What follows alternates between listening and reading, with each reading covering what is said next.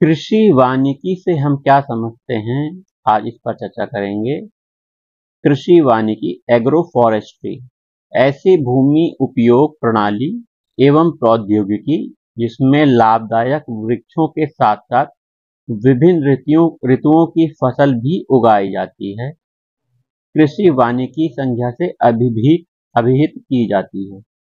इस खेती पद्धति में सभी फसल प्रबंधन, सिंचाई, उर्वरक, खरपतवार, कीट व्याधि नियंत्रण एक साथ किए जा सकते हैं। अलग से पेड़ों के लिए कुछ नहीं करना पड़ता। उत्पाद के रूप में ईंधन की लकड़ी, हरा चारा, छाया आदि उपलब्ध हो जाते हैं।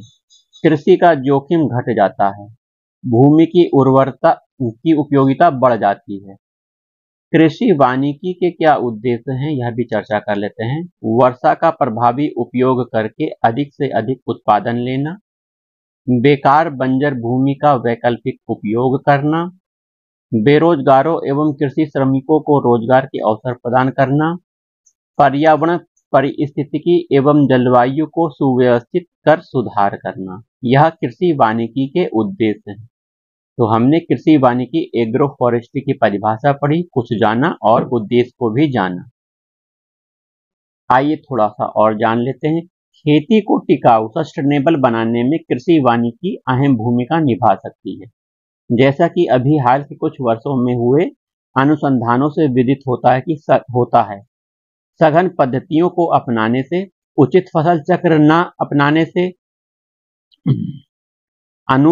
अंधाधुंध रसायनों के छिड़काव से, उर्वरकों के असंतुलित प्रयोग और भू क्षरण आदि से भूमि की उर्वरता घटी।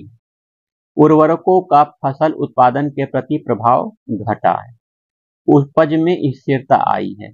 अतः ऐसी परिस्थिति में कृषि वानिकी एक अच्छा विकल्प है, विशेषकर उत्पादन बढ़ाने और पर्यावरण संतुलन में।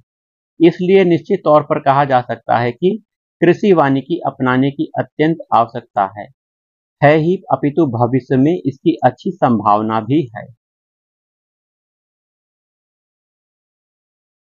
कृषि वानिकी के साथ साथ हम जरा ग्रीन पीस पर भी चर्चा कर लेते हैं। क्या है ग्रीन पीस? ग्रीन पीस पर्यावरण चेतना हेतु एक विश्वव्यापी जन आंदोलन है।